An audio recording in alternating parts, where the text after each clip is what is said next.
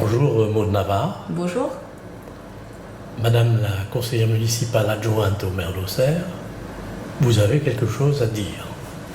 Oui, alors donc aujourd'hui je voulais faire part de ma démission de ma responsabilité d'adjointe à la mairie d'Auxerre en charge des transports, mobilité douce et mobilité et déplacement doux. Voilà, donc la responsabilité que j'ai et que m'a confiée le maire en 2014 suite aux élections municipales, cette responsabilité aujourd'hui, j'ai décidé de la rendre à l'issue du dernier conseil municipal de la mandature qui a eu donc lieu ce jeudi soir. Voilà, donc c'est une démission qui intervient à un moment particulier. J'ai tenu justement à aller jusqu'au bout de l'activité municipale puisque j'ai attendu ce dernier conseil municipal conformément à mon engagement puisque j'ai été élue en 2014 et donc je tenais à aller jusqu'au bout du mandat que m'ont confié les électeurs. J'avais par ailleurs tout un ensemble de responsabilités, de présidence de commission, notamment du comité consultatif à la circulation pour lequel je suis engagée à tenir des réunions 2 fois par an, une fois en début d'année pour le début d'exercice budgétaire et une fois en fin d'année pour faire le bilan de ce qui a été réalisé en cours d'année. Donc je tenais à aller jusqu'au bout de cette démarche. J'ai tenu ma dernière présidence et ma dernière réunion la semaine dernière. Je voulais aller jusque-là pour rester conforme justement à mon engagement qui a été pris auprès des électeurs. Donc, vous vous mettez en quelque sorte en congé? Oui, tout à fait. Je me mets en congé pour me consacrer, alors surtout pour quelque chose d'important, pour me consacrer à la campagne des élections municipales.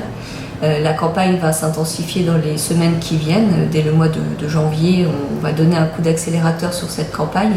Et il me semble logique dans ce cadre, effectivement, sachant que la plupart de mon temps va être occupé par cette campagne, de me retirer de ces responsabilités qui prennent par ailleurs beaucoup de temps. Alors, vous vous êtes engagé dans cette campagne, il n'y a pas tellement longtemps, mais il y a quand même quelques semaines. Oui. Et pourquoi démissionner ce jeudi soir et non pas, par exemple, le 15 novembre, il y a eu une autre réunion de conseil municipal, voire avant? Bien, je l'ai dit, en fait, j'avais des responsabilités auxquelles je tenais, notamment des engagements pris pour ma délégation au transport et mobilité douce. Donc je tenais à aller jusqu'au bout, d'une part, et puis d'autre part, la campagne avait déjà débuté, mais elle n'était pas aussi intense que ce qu'elle va devenir dans les semaines qui viennent. Donc elle me permettait encore de concilier les deux, mais dans quelques semaines, ce ne sera plus possible. Notamment avec les réunions publiques qu'on va faire, ça va demander du temps, de la préparation, et donc effectivement, ça sera plus compliqué. Donc tout le monde aura compris, pour ceux qui ne savaient pas éventuellement, que vous êtes candidate. Oui, voilà, tout à fait. Avec une liste qui s'intitule précisément. Donc c'est une liste qui s'intitule Les Printemps pour Auxerre, qui est une liste de rassemblement des sensibilités, de diverses sensibilités derrière le projet de l'écologie pour Auxerre demain, pour porter un projet d'avenir pour notre commune, avec pour colonne vertébrale donc un projet écologiste. Voilà. Et vous avez l'investiture d'Europe Écologie Les Verts, région Bourgogne. Oui. Tout à fait. Donc Europe Écologie m'a confié cette investiture. C'est quelque chose auquel je suis très satisfaite de cette situation parce que c'est aussi le témoignage de la démocratie interne. C'est-à-dire que c'est le résultat finalement d'un vote des adhérents Europe Écologie, un vote qui a mis du temps à être mis en place mais qu'on a réussi à obtenir et qui a permis justement de montrer cette volonté des adhérents d'avoir en tête de liste une personne qui renouvelle le paysage politique, une femme aussi, ça c'était quelque chose d'important, et une femme qui puisse justement porter un message nouveau et renouvelé. Voilà. Et une femme qui est membre effective du parti Europe Écologie Les Verts. Oui, tout à fait. Oui. Parce qu'on ne peut pas concourir si on n'est pas candidat. Oui. Ah oui. Et on ne peut pas être candidat, je veux dire, si on n'est pas adhérent. Adhérent Europe Écologie. Oui. Alors, c'est votre première compétition électorale pour les municipales. Pour les municipales, à la tête d'une liste. Oui, vous avez été candidate dans la première circonscription de Lyon-Auxerre, puisée Oui. aux législatives. Voilà. J'ai été candidate aux élections législatives en 2017. La dernière fois, c'était en 2017. Donc c'est sûr que là, on est sur une campagne municipale avec une liste. C'est un peu différent des élections législatives. Alors, Maude Navarre, qu'est-ce qui vous anime? Vous êtes jeune, on vous dit brillante, vous êtes journaliste, je crois, de profession. Oui, c'est ça, oui. Vous travaillez à Sciences Humaines, qui est un magazine de référence nationale, voire au-delà. Et qu'est-ce qui vous anime vraiment pour aller sur le terrain à Auxerre et puis essayer de prendre la mairie pour mettre en œuvre votre programme? Ce qui m'anime, c'est le projet qu'on porte. C'est ça, c'est ce projet d'une autre. Alors, c'est le projet de l'écologie, et puis ce qui m'anime aussi, c'est le projet de porter une autre manière de gouverner notre ville. C'est ça qui est important. Voilà, j'ai acquis une certaine expérience de la vie municipale de par mon précédent mandat. J'ai vu qu'il y avait des choses qui fonctionnaient, j'ai vu qu'il y avait des choses qui fonctionnaient moins bien. Et moi, ce qui m'intéresse justement, c'est de porter une autre manière de faire. Et une manière de faire renouvelée où on prend les décisions dans la concertation, avec une vraie concertation. Ce que j'entends par vraie concertation, c'est-à-dire que c'est pas où on prépare un projet, et une fois que le projet est prêt, on va le proposer aux habitants. C'est une autre manière de faire. C'est dès qu'on a un projet en vue, un projet pour la ville, dès le début, avant même d'avoir commencé à établir des plans, on va voir les gens, on leur dit quels sont vos besoins, qu'est-ce que vous voulez, quels sont vos souhaits. Et à partir de ça, on commence à construire un projet avec les services, en réhabilitant l'avis des services techniques qui ont une vraie compétence aussi. Donc on prend l'avis des habitants, l'avis des services techniques qui savent ce qu'on peut faire ou pas, et à partir de tout ça, on co-construit en fait le projet pour la ville. Voilà. Et c'est cette manière de faire que j'aimerais porter, et c'est aussi le partage dans les décisions politiques. Dans ça d'une équipe, c'est une équipe municipale, c'est une dizaine d'adjoints, c'est une trentaine d'élus de la majorité. Et bien là aussi, on a à gagner. Quand on parle de conseiller municipal, le conseiller municipal, il porte le nom de conseil. Voilà, conseiller, c'est quelqu'un qui est là pour donner conseil au maire aussi. Donc, je pense qu'on a tout à gagner à réhabiliter justement ce rôle de conseiller, la vie que peuvent avoir les élus, à en tenir davantage compte, voilà, dans la gestion collective et pour le bien collectif des habitants. Parce que dans l'équipe actuelle, la municipalité actuelle, vous estimez que cette dimension n'a pas été pleinement exploitée, ou ne l'est pas du moins? Moi, l'expérience que j'en ai, c'est que malheureusement, parfois, sur certains projets, sur certaines décisions importantes, des grandes décisions stratégiques, mais même des décisions plus petites, la décision, elle est prise entre quelques personnes, et les conseillers sont avertis au dernier moment. Voilà. Ils sont mis devant le fait accompli. Voilà. Voilà. Vous pensez à la restauration scolaire? Alors il y a la restauration scolaire. Là je pense, ce soir, on avait une délibération concernant le deuxième réseau de chaleur, la chaufferie bois, gaz qui va être instaurée. Rive droite? Alors, non, pas rive droite justement. Voilà, le projet était sur rive droite, mais en fait, on a voté ce soir pour qu'il s'installe à côté du précédent. Voilà. Qui n'est pas assez dimensionné.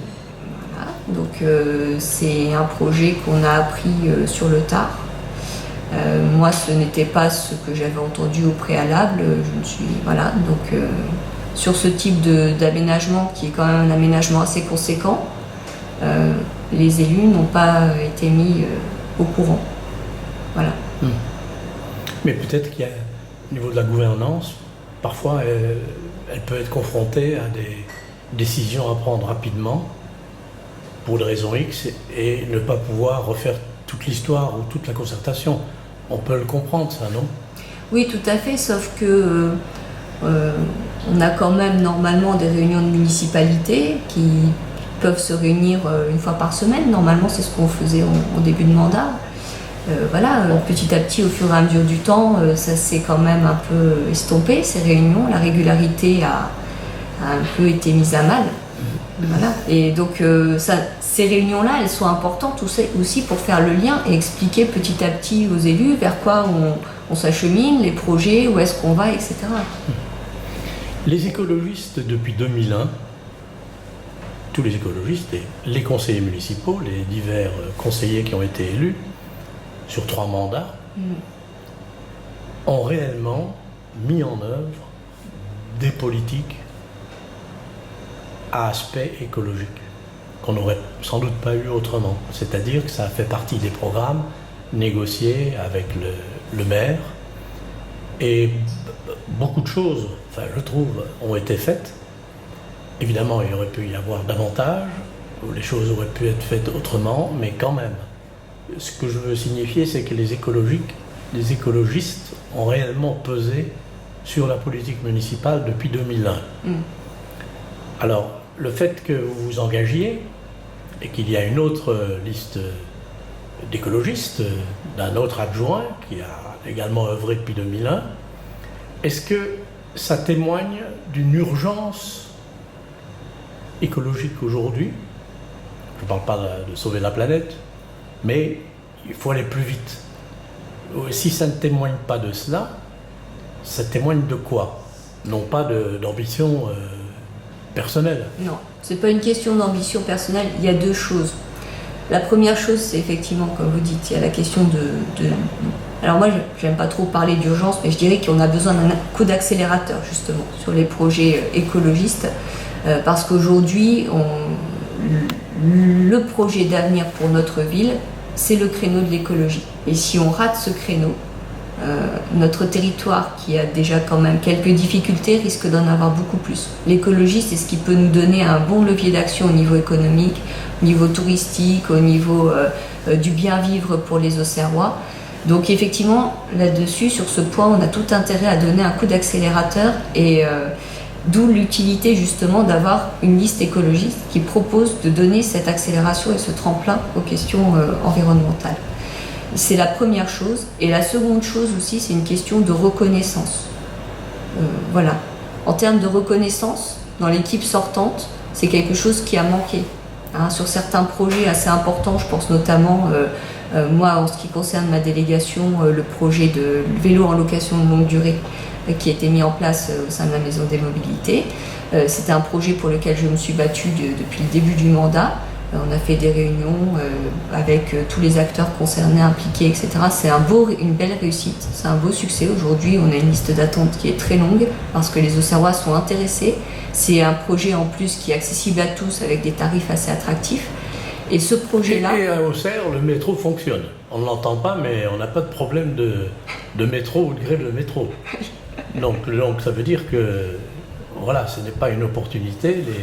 Les gens choisissent d'utiliser les déplacements doux. Ouais, voilà, tout à fait. Et ce type de projet n'a pas été reconnu. Voilà, l'empreinte écologique, la personne qui l'a porté aussi, etc.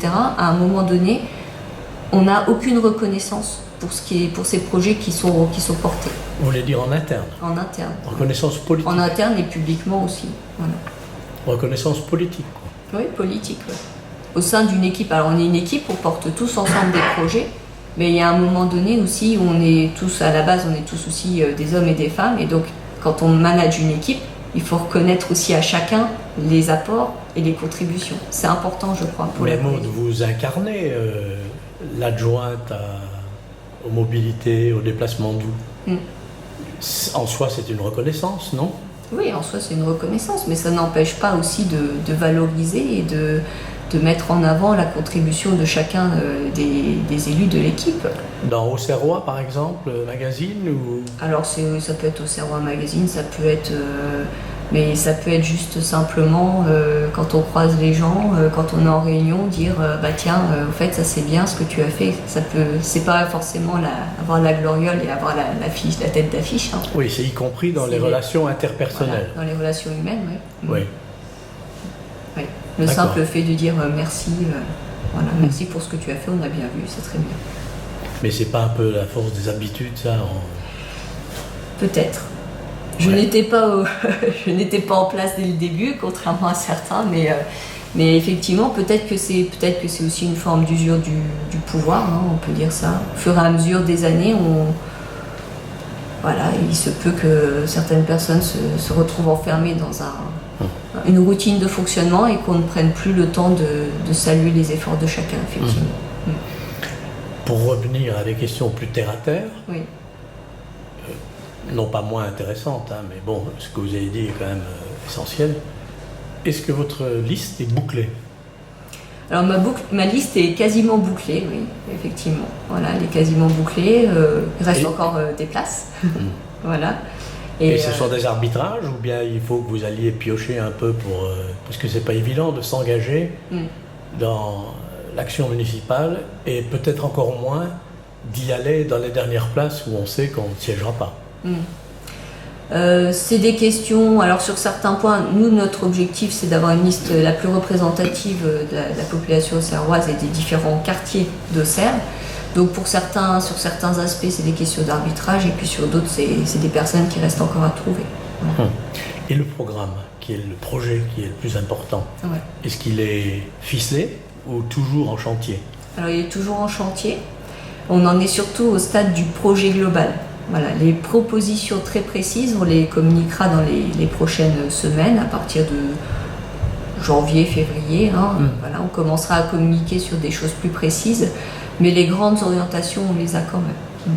Oui, vous ne pouvez évidemment rien dévoiler. Je ne peux rien dévoiler, mais en même temps, je peux quand même d'ores et déjà annoncer qu'on a quand même un axe fort qui est l'axe autour de la santé. Voilà, ça serait une de nos grandes préoccupations. L'écologie à travers la question de santé publique, voilà, ça sera une... Et ce n'est pas évident d'aborder cette problématique. Oui, ce n'est pas évident. Et comment vous la posez, cette problématique? Eh bien, on la pose à travers la question des services publics de santé, voilà, la question de l'hôpital qui se pose. Contrairement à certaines personnes qui pensent qu'une municipalité ne peut pas faire grand-chose, comme on entend des fois par la bouche des syndicats et qui se tournent tout de suite spontanément vers les orientations nationales et c'est logique qu'ils le prennent comme ça. Moi je suis convaincue qu'on peut faire davantage au niveau municipal. Voilà, je n'en dirai pas plus pour le moment. Vous expliquerez comment? J'expliquerai le temps venu, mais voilà, je pense qu'au niveau municipal on peut avoir une action beaucoup plus forte. Si l'observateur peut dire qu'effectivement vous incarnez un renouvellement par une jeunesse et puis une nouvelle filière de compétences, considérant un conseil municipal qui n'est pas spécialement jeune, encore qu'il y a des anciens qui ont l'esprit très jeune évidemment. Est-ce que votre liste sera à votre image? Je veux dire par là, y aura-t-il des jeunes qui vont s'engager autour de vous, ou bien serez-vous la plus jeune? Non, je ne suis pas la plus jeune.